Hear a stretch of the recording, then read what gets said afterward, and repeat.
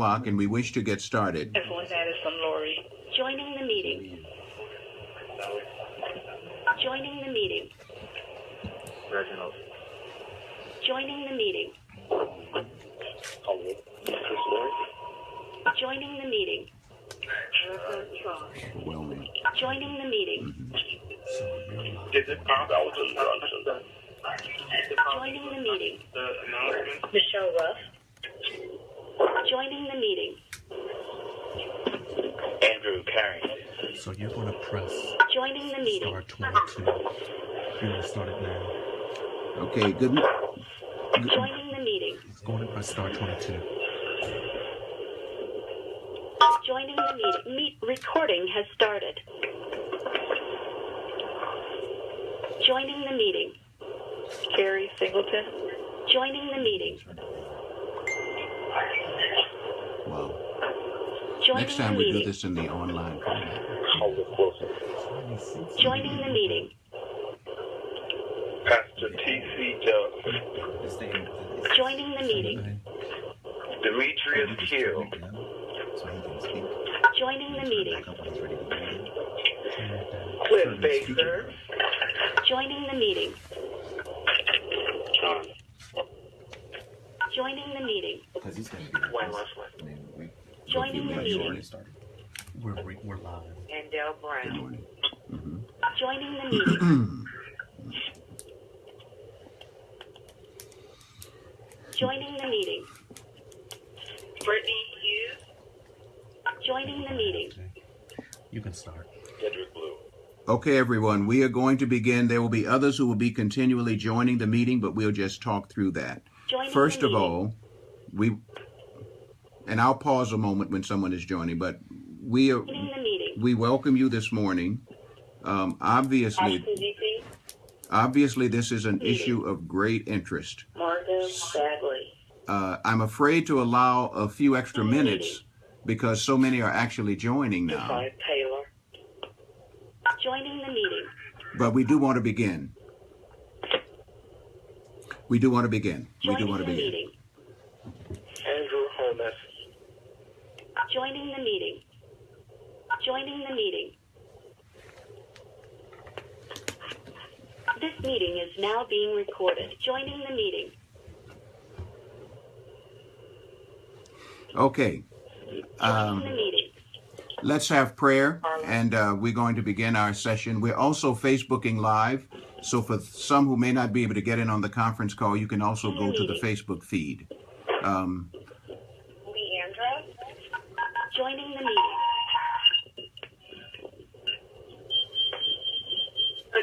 Joining the meeting. The joining the meeting part on your side. Joining the meeting. Okay, so let's figure out how to do that. We've got our technical assistants here. Thank you.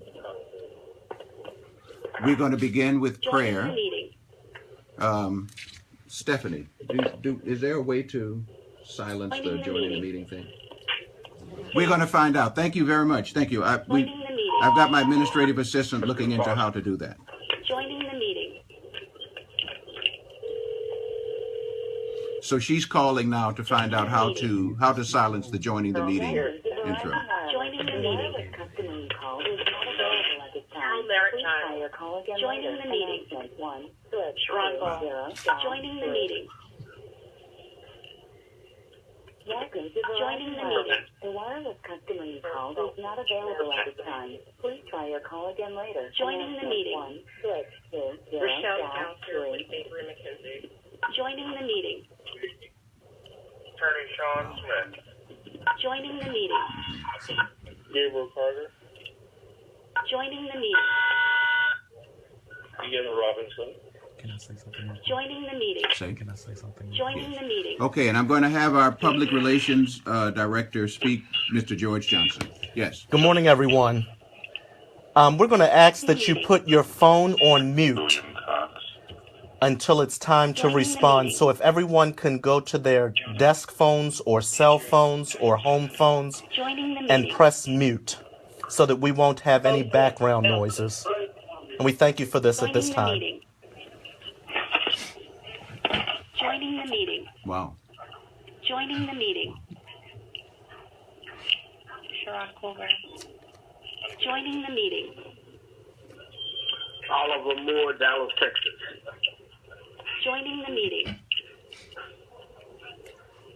Courtney Harris. That's what she did. Joining the meeting. With the protocol. Joining the meeting. We're going to give you a few protocol notes Joining before the we meeting. begin. We know that the joining the meeting message is a little Joining the meeting. disturbing, but we're grateful for the many people that have decided to join this conference call today. Again, we're asking for you to put your calls, your telephones, your cell phones on mute as much as possible Joining the meeting. to eliminate the background noises that may be going on around us. We want to let you know that this conference call is being recorded Joining the meeting. for historical reasons. For those who would like to also view on our Facebook page, you can go to facebook.com/Oakwood University and watch the Facebook feed live. During this time, as Dr. Pollard goes through the conference call, we're going to ask people to refrain from jumping in and cutting people off until the thoughts are finished. Joining the meeting. We will have a time to open up for dialogue after the call is finished. Joining the meeting. Because of other plans that have already been planned today, there is a funeral in the area that Dr. Pollard must Joining the attend. meeting. So we can only have this call for approximately 1 Joining the hour. meeting.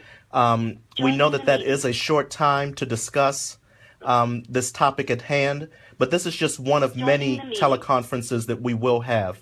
We ask for you to bear with us Joining the because this meeting. is our first time doing something like this to this magnitude. Joining the meeting. We have no idea how many are online at this point because the message Joining keeps the saying meeting. joining the meeting, as you can hear. But we're grateful for your participation, and we're excited about the outcome that will come out of this one of many teleconferences. Chandra Having. At this time, we're going to ask Dr. Pollard to begin with prayer. Joining the meeting. And as much as possible, we're going to try to focus past the joining the meeting messages that keep popping up. I'm going to give the floor to Dr. Pollard at this time. Thank you. Thank you very much. Well, everyone, obviously this is a subject of great interest, as you can tell by the number of participants Joining the meeting. who are joining with us. I hope that you can hear across these messages. Can you? Joining the meeting. Can you hear across these joining the meeting messages? Joining the meeting. Okay. Did I hear yes or did I hear no? No. Okay. Joining the meeting. No. Okay. I got you. I hear you. Muting function to stop background noise. If this is pre-conference call, then if you press star and 5, then it will mute all the other callers. Okay. So, Depending on what system it is, go online, Google Joining it, the meeting. find out how the host mutes the audience. Joining the meeting.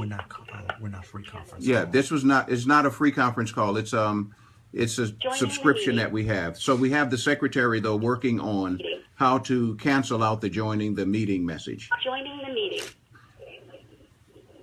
Just give us another moment with this. Thank Joining you. the meeting. Kendall Powell Hicks. Joining the meeting. Joining the meeting. You had it written down somewhere. Deborah Stafford. Dr. Joining the meeting. Yes, sir. Joining the meeting. What's the name of the system that you all are using? Oh, she's not here now. I'd have to find out from her. I'm asking George to go find out now. What we're using, which service? PGI.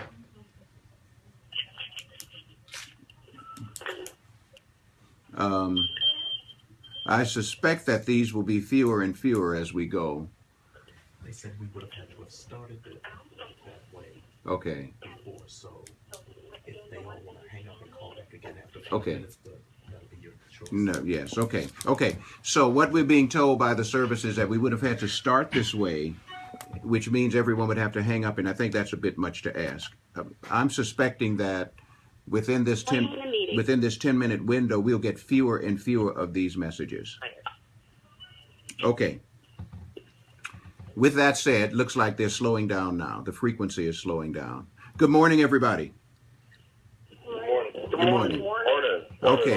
Good morning. Good morning. Let Joining the meeting. me just express our overwhelming appreciation for all of the interest that you have shown and are showing in this important topic. I mentioned to someone this morning, I mentioned to one of our board members, Stephen Foster, who is a member of our board of trustees, and we'll know how to do this, everybody, the next time. So we'll make sure that we start and kill the joining the meeting message the next time we do this. But I mentioned to him yesterday that I was sitting in a meeting on a computer program that was being presented to us, a software solution by a wonderful presenter, a young fellow from Florida.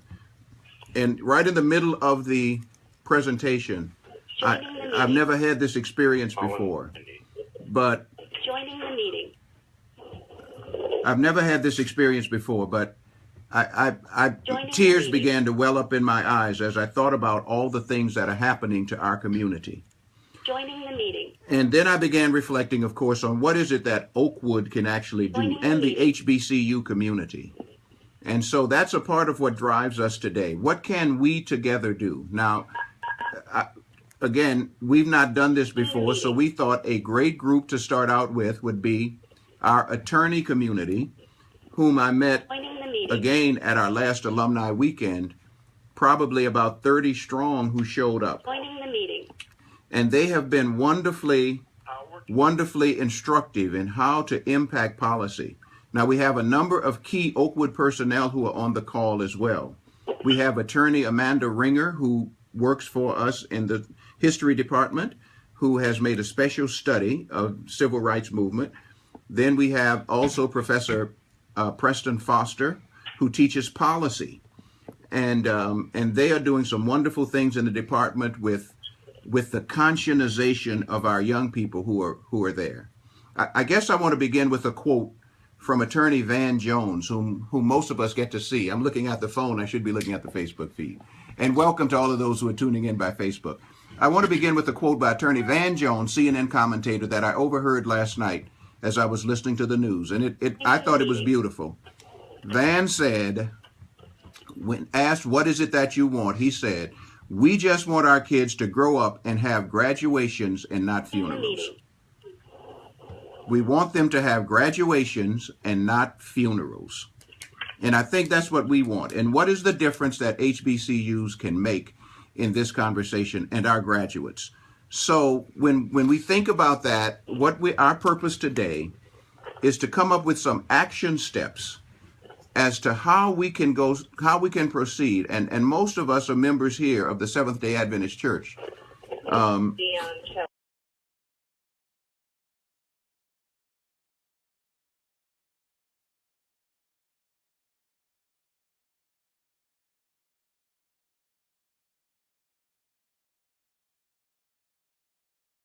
In Texas.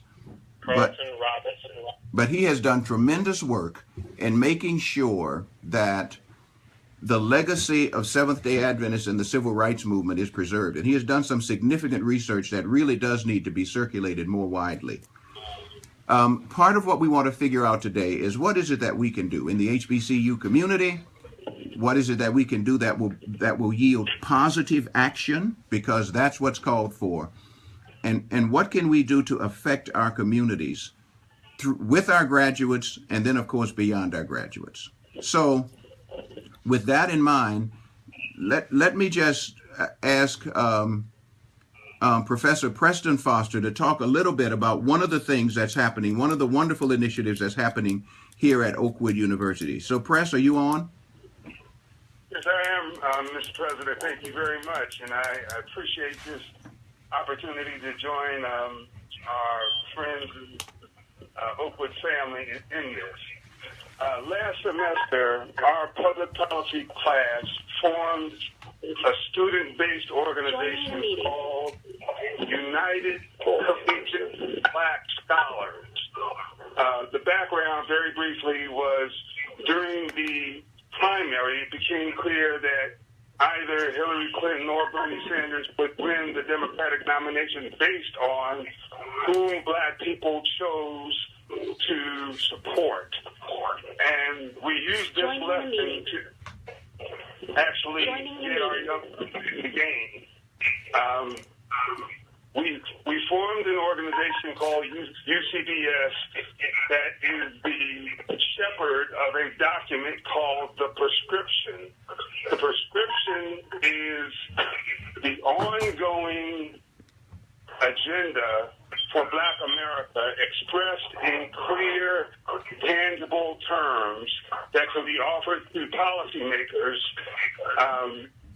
in return for our political and financial support.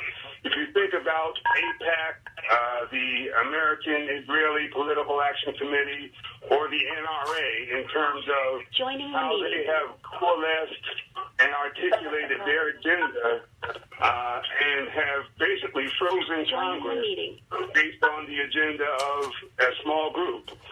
And we admire that organizational ability. So UCBS will be partnering with other HBCU students and scholars of all types and all colors who are like-minded. Our task, again, is to perpetually, starting in 2016 going forward, have before policymakers basically the agenda of Black America, what we want tangibly from our policymakers and the positions that we will support. So I think that is a possibility for a repository for some, but not much of how we wish to respond. But that is just a suggestion and a vehicle available to this group. I hope that was clear. If not, I'd be happy to clear it up. Back to you, Mr. President. Okay, thank you, Professor Foster. And I'd like to make that document then available to this group. So I'm looking to George right now to see how we can do that. And we want to, it'll probably in the form of a posting, if that's okay. Posting it to our Facebook page would probably be the simplest way to do it, the Oakwood University Facebook page. I especially asked for attorneys this morning, and I know that our community is wider than our attorney community. But in my study of the civil rights movement, we had at least two, and there were many mobilized groups. Mothers mobilized together, children were mobilized, students were mobilized. But another group that was also mobilized were our attorneys. And so along with the very public social action, all of us who reviewed and reflected on the movement know that also we had attorneys like Thurgood Marshall and that team who were doing nothing less than supernatural work in the court system. And so attorneys, we'd like to hear from you as you think about these issues. What do you see as the contribution that we as an HBCU can make, and then what do you see that the attorney community can also make? And just introduce yourself by name and tell us which city you're in, and then make your contribution. We're especially reaching out to our attorney community, although we do recognize that it would take the entire village to move the needle on these justice issues. So attorneys, let's hear from you, because you especially were invited to participate in these meetings.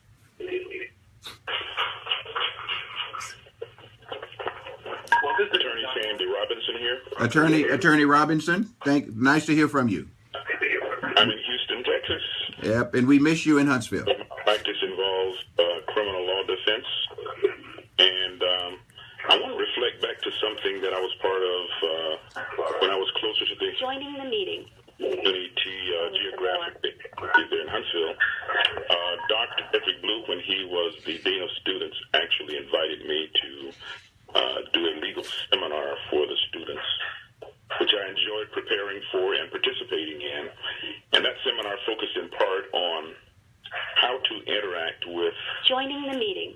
law enforcement when you're stopped or when you're followed or something like Joining that. the meeting.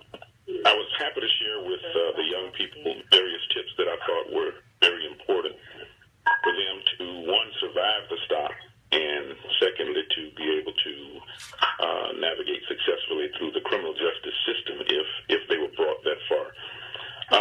I think a good approach for us, or starting point, would be an educational approach where we can participate in more seminars like that as the legal community in the local communities where we live. I think education is key. I think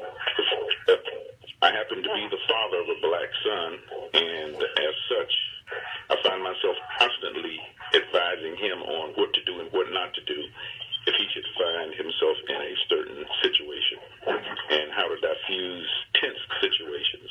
So I think education is going to be key, and I think we need to give our best to reach our communities and to formulate seminars and presentations and workshops, have a direct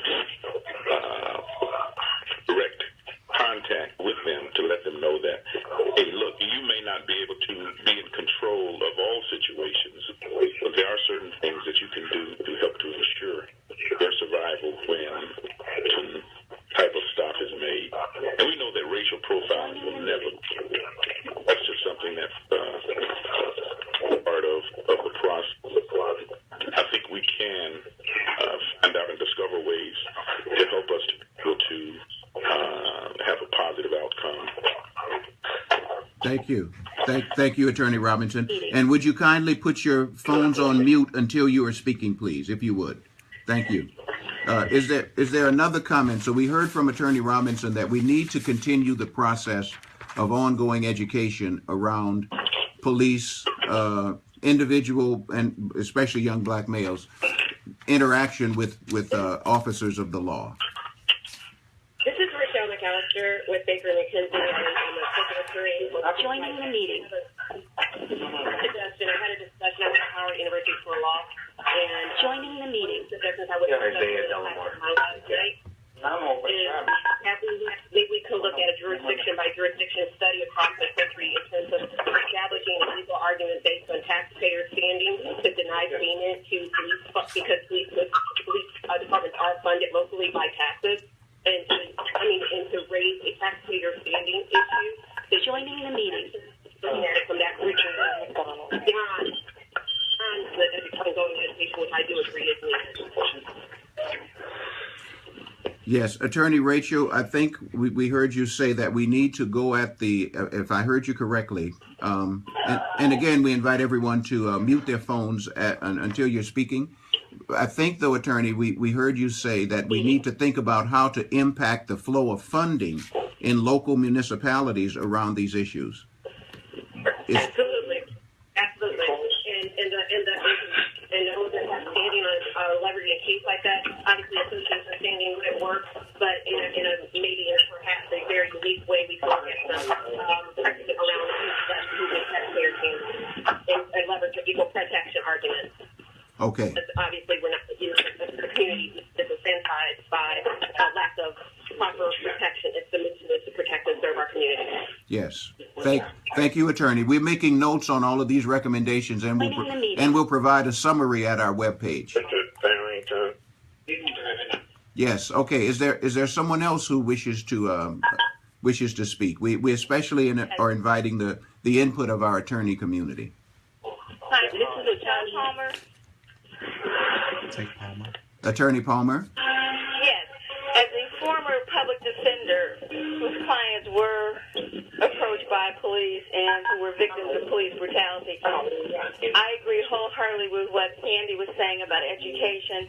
And I think maybe one of the first things you might want to do during freshman orientation and then even continue during the school year at Oakwood is have students understand how they should deal with police. Make that something that's ongoing, something that they can take back to their communities too.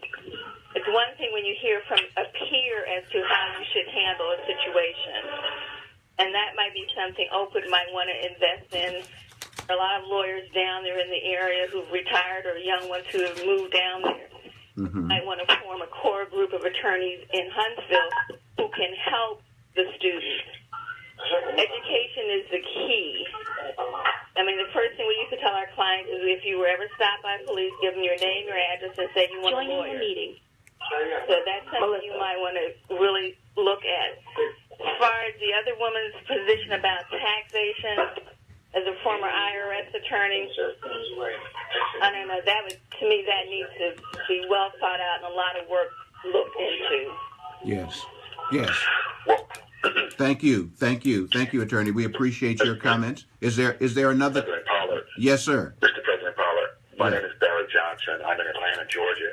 I practiced law for just under 20 years in Washington, Okay. And, what I find unique, and I am not a member of the alumni crowd of Oakwood University, but I'm pleased to be a part of this call. Thank you. Thank you. Thank you. I will say that what I like about everybody's perspective thus far is that everybody's contributing well thought out ideas. And I love the idea of education. Education is extremely important. I love the idea of the whole, I think her name is Rochelle, who mentioned figuring out a way to attack or to disarm the economic structure of our taxation in these local jurisdictions. And I like the most recent young lady who was a former tax attorney who talks about it needs to be well thought out. And I think if you summarize those three things together, all three of them are very poignant because whatever we do, it must be organized. And any idea we have must be well thought out. There is no idea that we can leverage or implement or execute that's not going to be well thought out. What needs to happen is calls like this, collective, intelligent people and peers and professionals who all bring so many valuable things. It's calls like this, and I applaud you on bringing this together. We got to bring these things together. We got to put these ideas on the table, and we need to come up with things that resonate. I put a lot of thought into this last night. I was talking to a former civil rights person last night and with Andrew Young last night about this issue, and one of the things that's fundamentally different about where we are in this current climate, politically and legally, is that the civil rights movement of the 60s, 50s, 60s, and 70s, the civil rights movement, we knew exactly what we were fighting. We were fighting Jim Crow. We were fighting separate but equal. Plessy versus Ferguson. Separate but equal was never, ever legal. It was per se illegal on its face. And it was very clear what we were fighting. And we needed legislation that struck down whites-only counters and black-only counters and integrated schools and hospitals and other institutions. So we knew what we were fighting. This climate that we're in now, of police brutality and police violence and senseless killings of African-American men and women around the country, the laws are already in the books. You don't need new law that protects African Americans. We're already protecting the 14th Amendment with equal protection under the law. We're per se on its face from a black letter law standpoint. All the law is already on the books. So it's a very different fight in this climate. So we have got to be creative, which is why I love the idea of exploring things like how we look at it from a jurisdictional standpoint. We got to get to our local legislators on the state level and city and municipalities and find out how the taxation is impacted, what the law is governing it, and how the Constitution, and to the extent that there may be illegalities or to the extent that the state may be operating outside the scope of the U.S. Constitution, we need our legal intelligentsia to put that together, and we need to formulate groups. So you got a young lady in the line right now, a former public defender and a former tax attorney. And Oakwood University comprises some of the best and brightest in our country across so many different areas. I think one of the first steps is organization, and that's what I'm really trying to say to you. Yes. It's got to be organized, and so I start by organizing the different groups who specialize in different things. If we have constitutional lawyers, I'm sure you've got people who come out of Oakwood who teach constitutional law. Barack Obama made his presence felt because he's an expert. He's one of the foremost experts in America on constitutional law.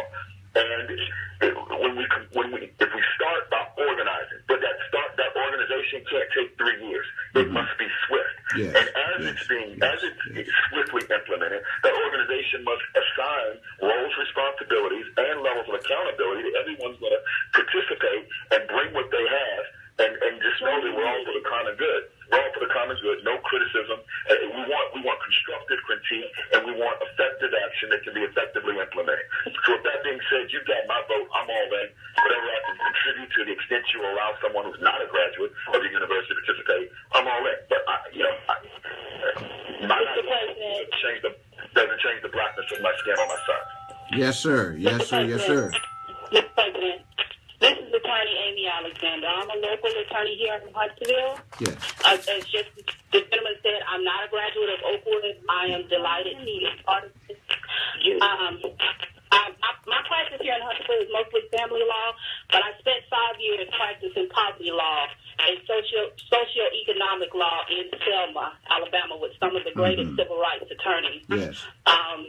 Who participated in the civil rights movement. Yes. So, as the gentleman just said, we have various backgrounds in various areas, and I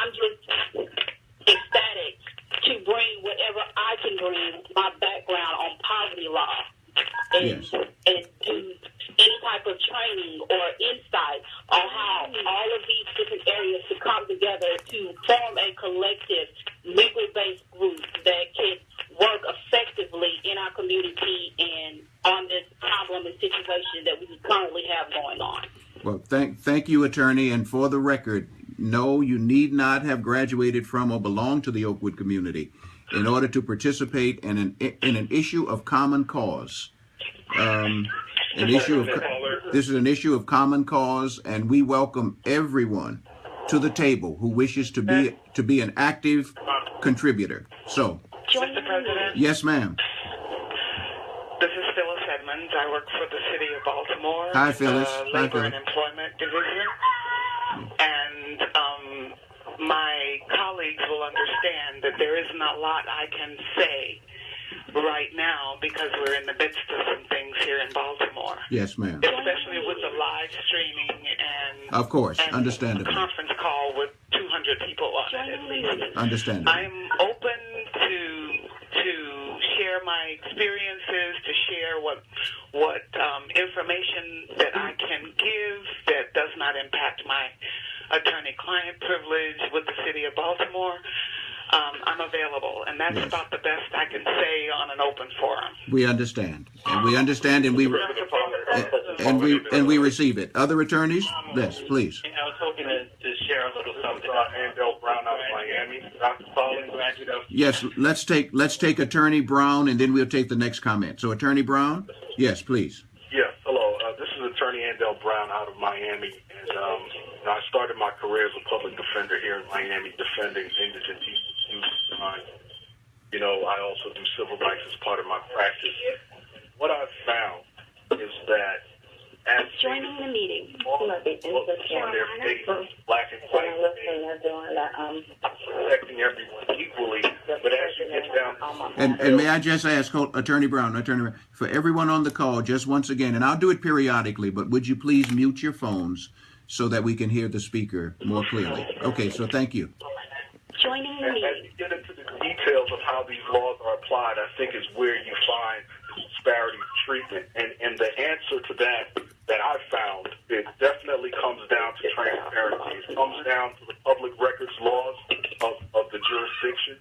It comes down to things like the Police Bill of Rights. What information does the public have a right to when there is a shooting, or what access does the person who committed the act?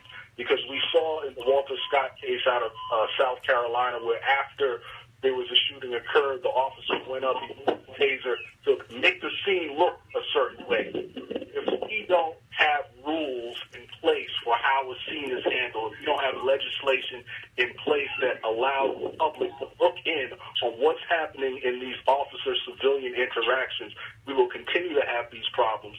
If we have the situation like in Chicago where they're allowed to keep the video of what happened for years and years until a lawsuit occurs and it's about to get released, that's when they react publicly. I think what most of the system wants is to keep the everyday person from seeing what's actually happening.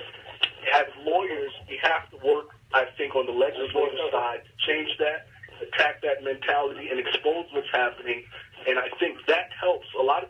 Daylight cures a lot of problems in the justice system because people are worried about getting elected and they're worried about keeping their causes going. If we can affect that, we can make a big difference in our communities. Thank you, Attorney Brown. Thank you. Thank you. Now, there was someone was trying to speak just after Attorney Brown, and would we give courtesy to that person, and then we'll take the next comment? Okay. I'm a attorney graduate in Orlando, Howard University School of Law, and I just wanted to mention that I think it's important for us to realize that the legislative pushes are definitely needed here as well. I think there's legislation that can help protect us significantly that is put into place, and I think one of the things attorneys can do is help to really draft up legislation that then can be used across the country for people to rally around and force their government to take heed to. So I look at things. I'll give you a few examples. And attorney, before you proceed, whoever has kids in the background. Yes, someone has the next generation, and we hear them loudly and clearly. If you have children in your environment, would you please mute your phone, please? Thank you. Okay, attorney, please continue. Here's a few examples. The definition of reasonable force needs to be broadened. Right now, a police officer can use reasonable force even if he is the person who ended up escalating the situation. That shouldn't be the case. If a police officer provokes someone or escalates the situation, they should lose the ability to then claim they had reasonable force. Body cameras, that should be all across the nation. Independent civilian oversight, that should be all across the nation. And we should be looking at things like stopping criminalizing. Do you realize that the police can enforce 10,000 rules and regulations and laws in the city of New York City?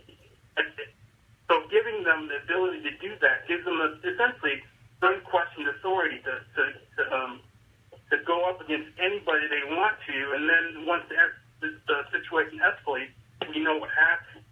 But I think there's a series of things that people have investigated over time, and what I would suggest is something I think is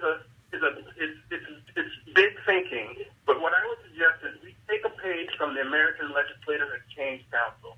If you're not familiar with ALEC, you can look it up. It's a group that essentially has gotten all of the law across the country changed because they draft model legislation and then they push it through everywhere in the country.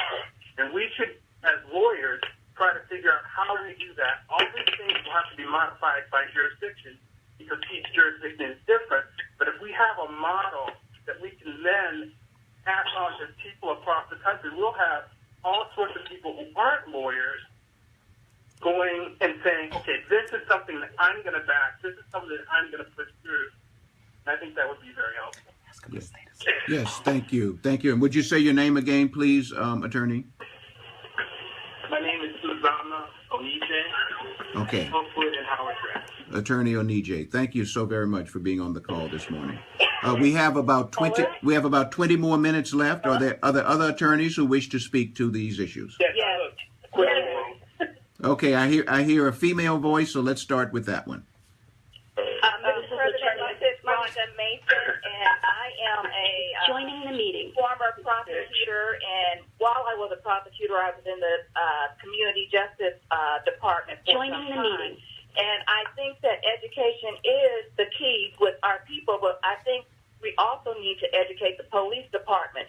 While I was in the department, we routinely went in and educated the policemen on how Joining to the meeting. community. And I think that needs to be done in every community. And the problem that I see is they get departments and they Joining the send meeting. officers in that department. But there needs to be some type of systematic program where all policemen have to go through that department, because I don't think they understand and they lose touch with the community. So I think it's not only education for our young youth, but we also need to educate the policemen as well. Yes. Did you get her name? Thank you. Your name again, attorney? Would you say it one more time? My name is Rhonda Mason, and I'm an Oakwood graduate from 1992. Okay, Attorney Mason, thank you so very much. Thank you. Chime in. Hello. Steve Delamore. I yield on the last one. Yes, okay. Atlanta graduate of UNC Law, and I convened several forums at Berean last year on this issue. We actually got some media attention, and I'm going to be working with Pastor Russell. We're going to have a big rally with some politicos here in Atlanta next week. Okay. And my sense of this is we need to educate CRS on their constitutional rights, number one. Number two, it is how you control your emotion in heated situations. At the end of the day, I cannot control what the police do, but what I can control is what I see and how I react and what I say. Number two, it is we have to register to vote. A member of my congregation who lost election in a neighboring county to Fulton County by 400. Joining the meeting. Why is this important? Ramona? Discretion. need people who are prosecuting the rogue police, but also who can have control over when we are facing the criminal justice system. The next thing is our people have to vote. We have the power of the ballot. That's why our people died during the civil rights struggle. And if we are in positions of power, now we can enact the laws that we've been talking about. I had something where I informed the community how you get your criminal record expunged. The other is how do we restore our voting privileges? The next is to position our legislative bodies for the new laws that we all have been talking about. Advocate police training on unconscious bias, cultural awareness, community policing, and then lastly, compiling data treatment between us and other communities. Okay. And if we do this, I think Joining the meeting. Thank you very much. Thank you very much, sir. We appreciate very much your input and your contribution. Joining the meeting. Paul Nicholas out of Florida, class of 2011. Okay. President Pollard, could you find out that man's name in Yes, Atlanta? yes, the gentleman in Atlanta. What's your name again, sir? Sure. Isaiah? Delamar. Isaiah Delamar. Here goes my number, 404-372-8026. And just real lastly, I come with this from a unique perspective. I've been a victim of violence. I've served on a criminal jury.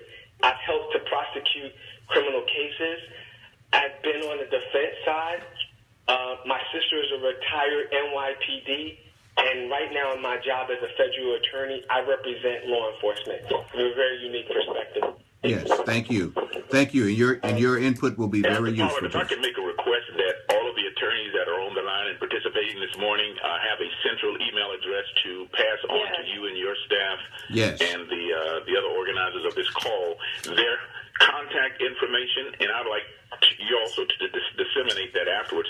I'm hearing a lot of new names and voices I didn't know existed as part of the legal profession. I certainly would like to keep in touch with those people. This is Attorney Sandy Robinson. So if you can give us an email address. Okay, here's what I think it will be very helpful for organization purposes. Yes, attorney. Yes, attorney. We have and I agree with you. We have generations of attorneys that have all come together in this campfire conversation. So here's what we're going to ask. I just asked George the question a moment ago. What we're going to do is we're going to say that you can send your email information to pr@oakwood.edu. PR, this is Mr. George Johnson, who is our Director for Public Relations and Integrated Marketing. PR@oakwood.edu. It's hard to do. Okay? Can I come in? Yes, please. And we have about 15 more minutes. Is that it, George? About 15 more minutes. Yes. Okay, thank you. My name is David Cox. I'm from New York. David Cox from New York. Thank you, David. So what I'm saying is there's a few things going on. When it comes to constitutional law, police versus people on the street, there's a whole lot of gray area. And I don't really know Joining the meeting. with gray area. To give you an example, I was speaking to a white person who saw the Alton video. Joining the meeting. And his opinion as a white person was as soon as he reached for the gun, he was fair game for anything to happen.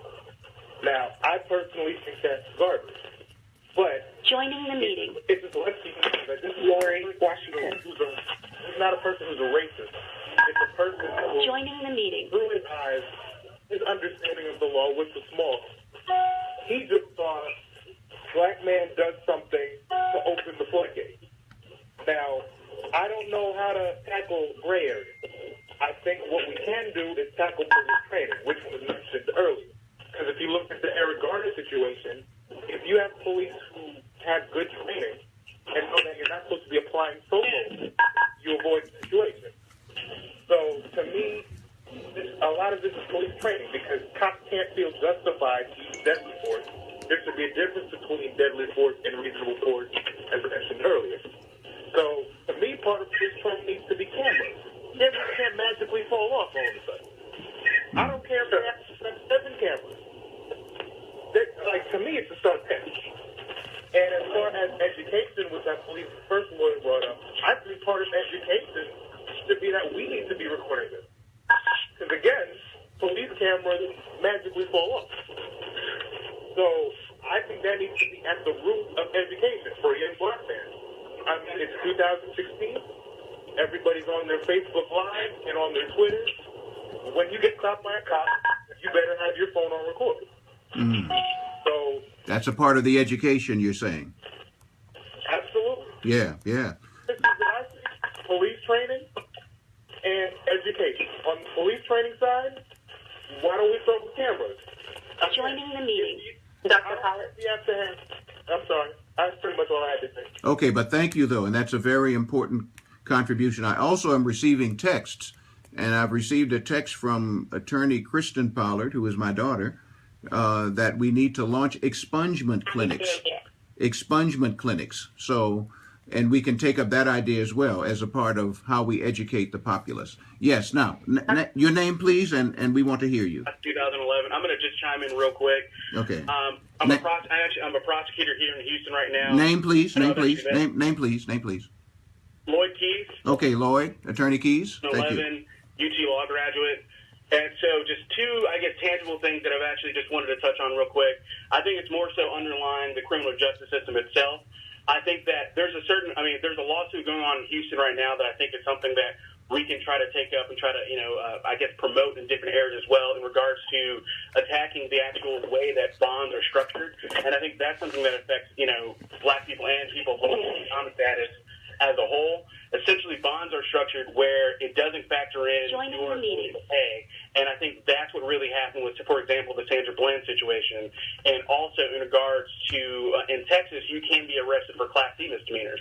And I think taking on lawsuits that deal with that and deal with the ability that you can be arrested for failure to signal lane change to jaywalking, I think, attacking those two situations of, having some sort of like a lawsuit, or even if it's just like plaintiff shopping like what we did in the 60s, of going after, you're not being able to be arrested for Class C misdemeanors, and something that makes the bond structure possible for all Americans, so that's not another form of imprisonment and slavery where you're getting locked up because of your inability to pay.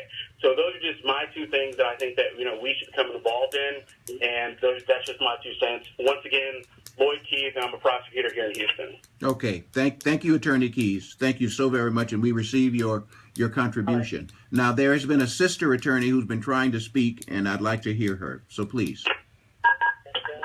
Oh, well, I'm not an attorney. My name is Courtney Harris. I'm a current student at Oakwood University. Oh, hi, Courtney. Hi.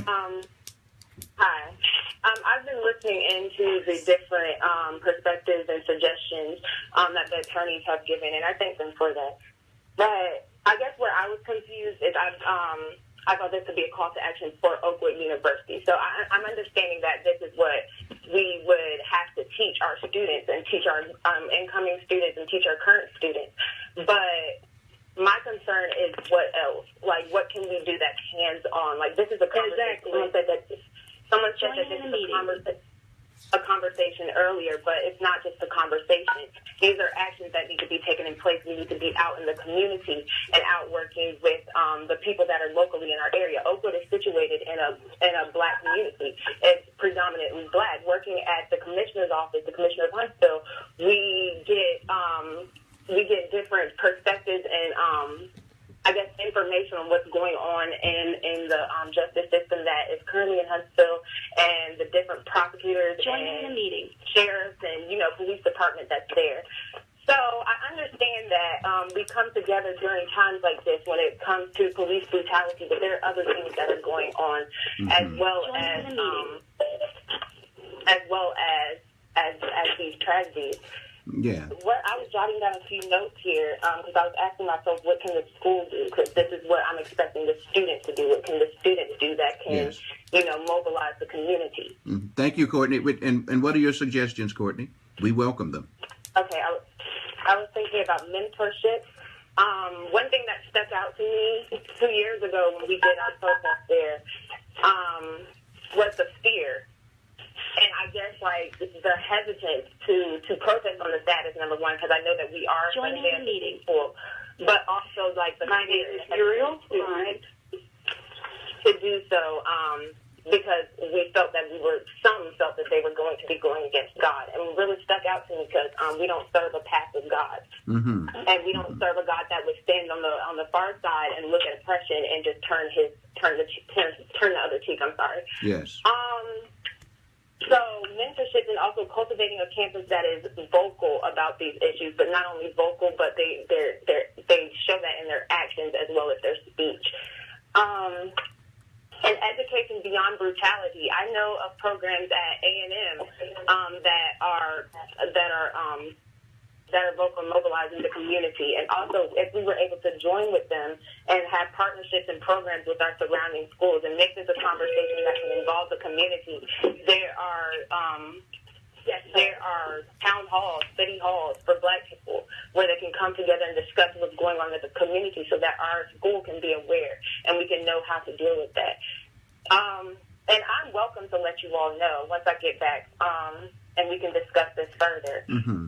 But these were some of the suggestions that I have. Thank you, and your suggestions are excellent, Courtney. And you are right. We do want to do education along two tracks. We want to educate in the immediate, what things can be immediately done, and many of the suggestions that I've heard today can be immediately done. We can immediately organize for effective action. We can immediately begin lobbying legislatures around legislation. So those are immediate things as well. But again, your community conscience is exactly what we want to cultivate, Courtney, here at Oakwood University. And I'm proud of students like you. I want you to know that. I'm proud of students like you. And keep speaking up. Hi, Mr. President. Yes, ma'am. April Edwards from Chicago. I graduated from Oakwood University in 2002 and University of Chicago Law School in 2005. Okay. And the discussion has been really, really helpful, and I'm just so heartwarmed to hear that it's taking place. In terms of my suggestion for things that you can do as a campus, you can look into partnering with various law schools. A lot of law schools have police accountability clinics.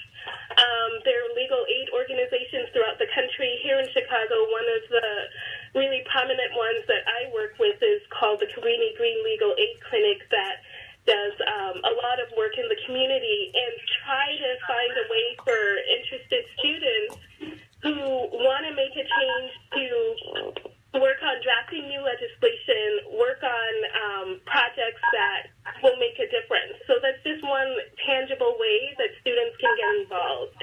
Thank you. Thank you. And Attorney, let's get your name again, too. What is your name?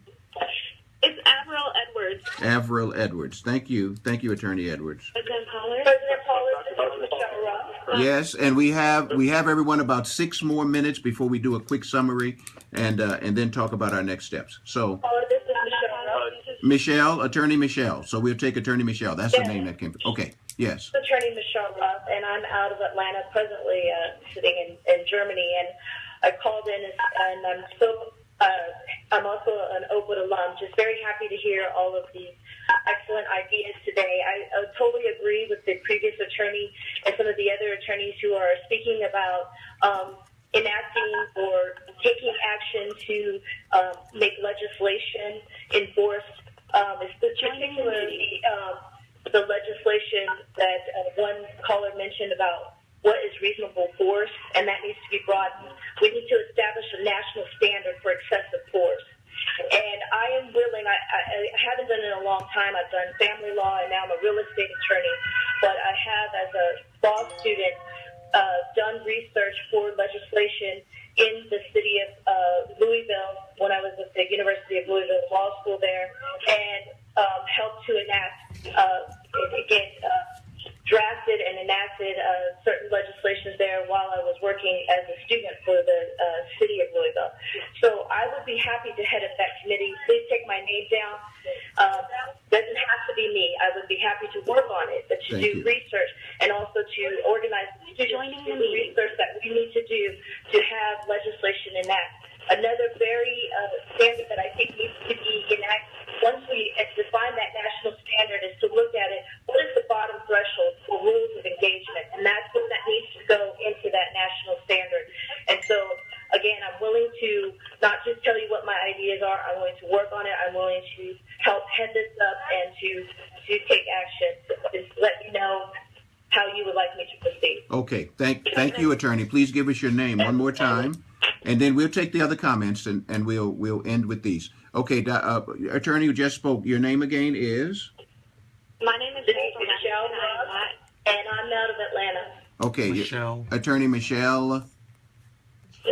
R-U-F-F. Okay, Attorney. Thank you very much. We also have Attorney Carmela Monk, who's on the line, and she, for many of you who do not know her, she is the editor of the oldest black religious periodical in the United States. It's called Message Magazine.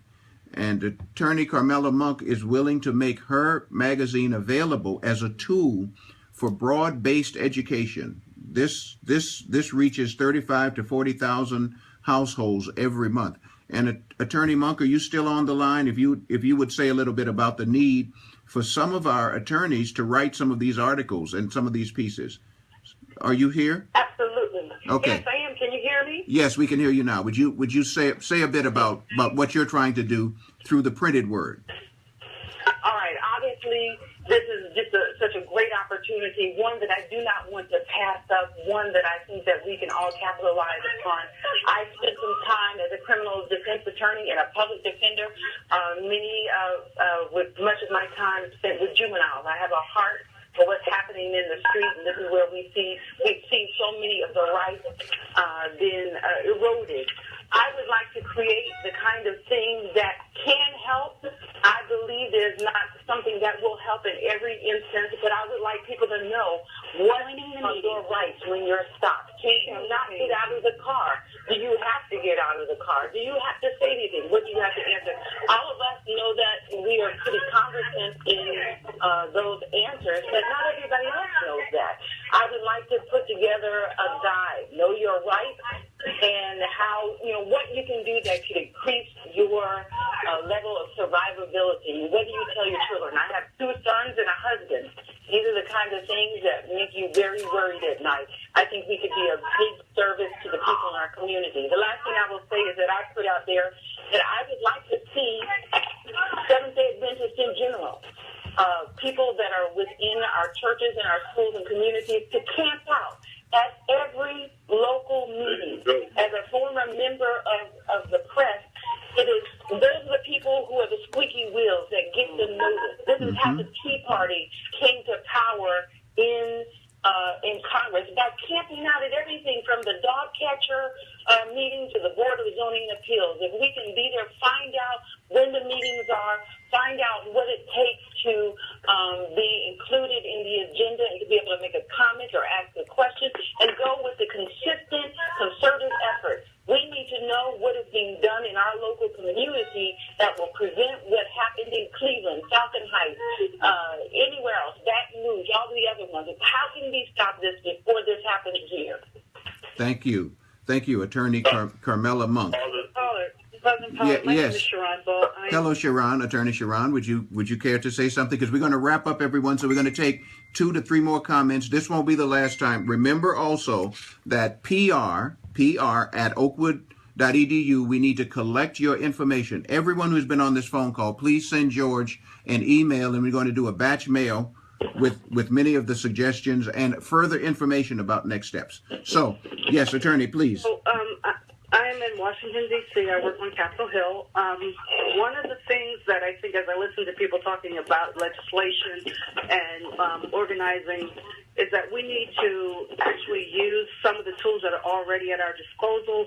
We need to figure out a way to do some lobbying, one-on-one lobbying to our members of Congress in a very organized way. I'm not talking about sitting outside in a protest. I'm talking about going door to door, talking to members of Congress, actually sitting down with the Congressional Black Caucus, and getting our issues, our agendas, our draft legislation before them. And I think that, we need to just use those tools that we already have and actually get things done on a federal level, on a national level, as well as the state and local level. Yes, and I'd be happy to assist with that if anyone has any ideas of what they want to present. Once we get the agenda that was mentioned earlier, once we see draft legislation, I'm happy to help set up those kinds of meetings. Okay, thank you, Attorney, and we certainly would welcome that assistance. I have a call in as we speak to Attorney Attorney and Congresswoman Sheila Jackson Lee. So you're right. We need to make partnership and common cause with all of these important groups. Okay, so we're going to take a couple of more comments because it is now exactly 10:01 a.m. and we told you that we would hold you for 1 hour. So may we take two more comments and the others to be continued. Yes, sir. I hear you. What is your name? And we want to record. Dr. Pollard. Yes. My name is Richard Farrington. I'm not an attorney, but I'm a former educator. Actually, I'm still an educator. Yes, sir. I like the ideas that have been brought to the table. Yes.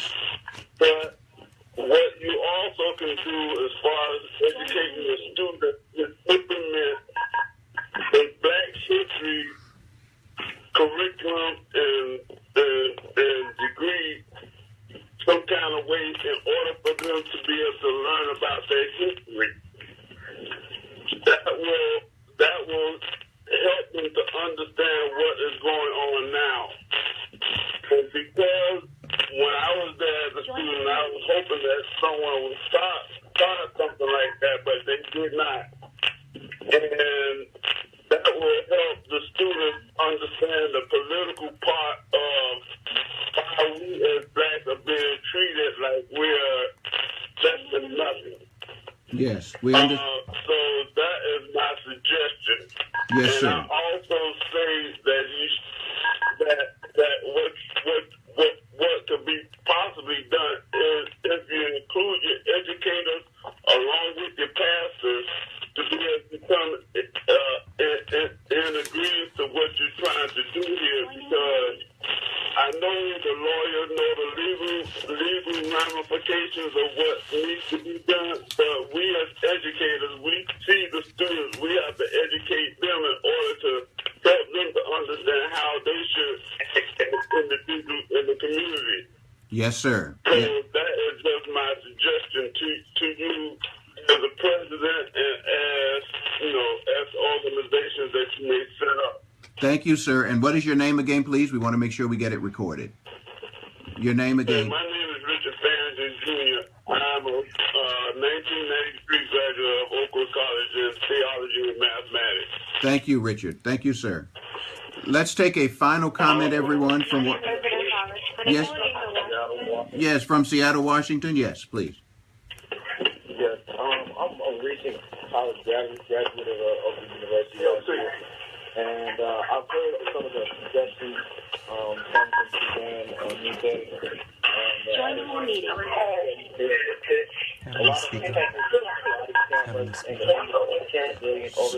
Sir, you'll have to speak up. And again, as we wrap up, everyone, if you do not have your phone on mute, would you kindly put it on mute? I remind you again.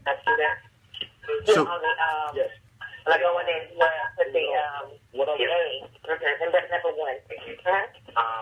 yes, sir. So we had a recently graduated student who was speaking. So would you speak up, please? Yes. Would you take more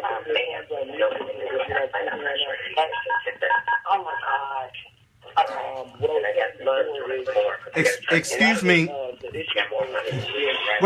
We're going to ask. Body camera, independent civilian oversight. I know Camilla Monk, she has a magazine. Hello? What we have to be able to see is, hello, sir?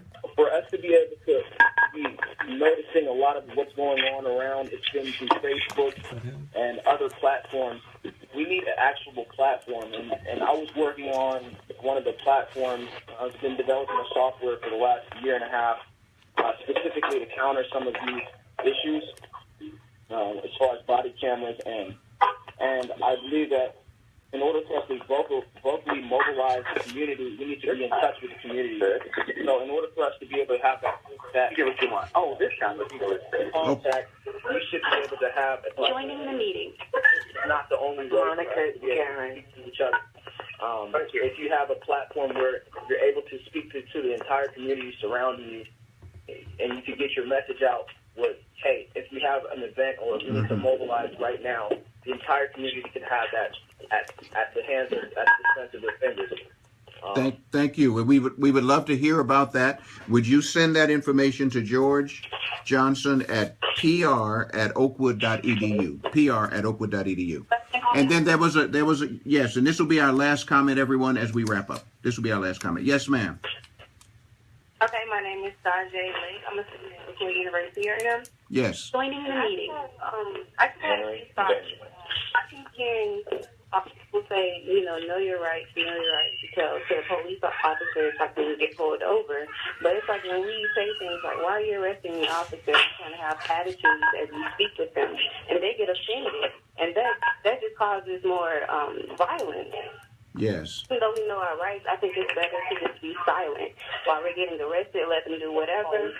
And, after the fact, then we can handle what they did wrong. Okay, we understand. That's a part of the education. Tell us your name again, young lady. My name is Sajay. Okay, Tajay. Thank you very much for your contribution. This is the last comment. Could I just Yes. make one more suggestion? Yes, please. And who's speaking? Good morning. My name is Lily Archer Hines. I'm a graduate of Oakwood University in 2002. And I just wanted to also perhaps suggest that we consider some opportunities to make our opinions known on certain constitutional issues through our church. It's where Adventist attorneys, there is, the Adventist Church has written amicus briefs on issues mostly on religious liberty, but maybe we can assist them in providing research and amicus briefs for issues of voting rights, issues of the Fourth Amendment, which are currently being chipped away, by the Supreme Court. So I think maybe that's something that we could consider, some opportunities to write and do research for the attorneys, for law students, for students at Oakwood. Joining the meeting. To contribute to. Okay, thank you, Attorney Hines. We appreciate your comments, and we appreciate the comments of everyone who has participated. We've gotten a number of texts that we're going to also forward. We have Elder Pastor William Winston, who is the president of our regional conferences, and he represents about 300,000 parishioners. And he is saying that the regional president's pulpits are on board and in support. And some of this education that needs to take place, we need to have attorneys do it in a way that goes beyond simple, as complex as it is, that certainly includes religious liberty, but also educates our people on their civil liberties. I think I heard Dr. Dedrick Blue, who is the Dean of our School of Religion, was on the line at some point. Dedrick, are you still here? Okay, so he may have popped off. Yeah, no, I'm still here. Okay, Dr. Blue has been instrumental in making the connection between religious and civil liberties in much of his sermonizing and much of his education. And he has shown in many, many ways how integral these two things actually are, and has challenged the church to not simply focus on religious liberty, although religious liberty is core to a lot of what we believe and what we think about. But also, as a people of color who have journeyed in this country, Dr. Blue can probably make a comment about why it's important for church institutions to stand for social justice. So, Pastor Blue, would you care to make a word, and then we're going to wrap this up? Yeah, just quickly. First of all, I'm very, very excited about the participation of all the attorneys, because I do think that joining the meeting. Hemi Adedokin. And I think that as important it is to work with legislation, we need the local churches to be involved, and that's why I'm very excited about the participation of the regional conference presidents. And from our end here at Oakwood University, our theology department will help lay down theological premises for our actions, to make sure that everything that we're doing is grounded by faith, in faith, so that it'll be easy for the churches to accept it, to swallow it. Yeah.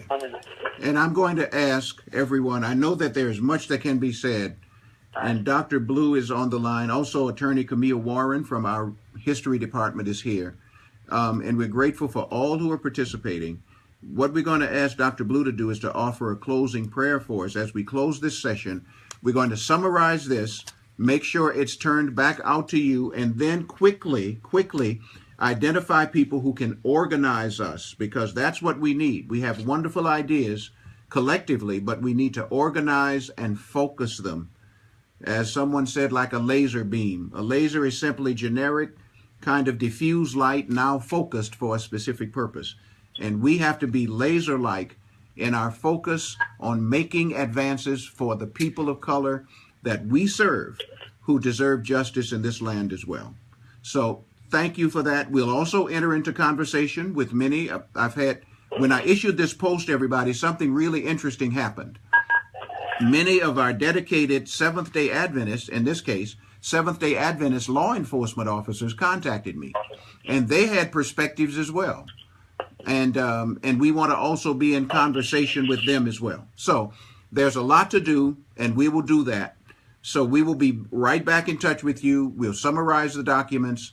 Make sure you get those. And don't forget, please go to PR@Oakwood so that we can have your contact information.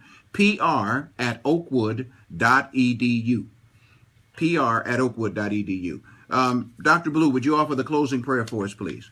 When is the next meeting or conference call, please? We'll send that information to you via email. We'll post it the same way we did on Facebook. And by the way, this Facebook, we said when Mr. Johnson and I were talking about this, we said we're going to use purely social media to do this. If you check the Oakwood Facebook page, you'll see that this thing went like wildfire. I think the last time I checked, there was 1,638 shares of the simple video. 130,000 people had been reached with the message, and that is simply phenomenal. I don't know what the numbers are like now, George. Is it kind of trending to say? Well, you can't get to it. Check it right Okay. now. So anyway, the other tool, as the young programmer mentioned to us, the other tool we have to use more tactically and strategically, of course, is social media. So we will let you know that through social media, and thank you for your participation. Dr. Blue, would you offer the closing prayer for us, please? Our Father in heaven, we thank you so very much for giving us the opportunity to come together today and have this important discussion. Our hearts are breaking right now as we consider the terrible tragedies that are befalling our people across this country.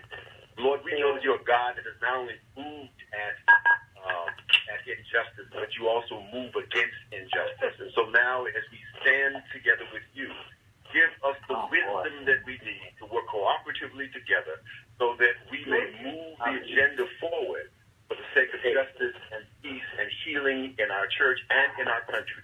In Jesus' name, amen. Amen.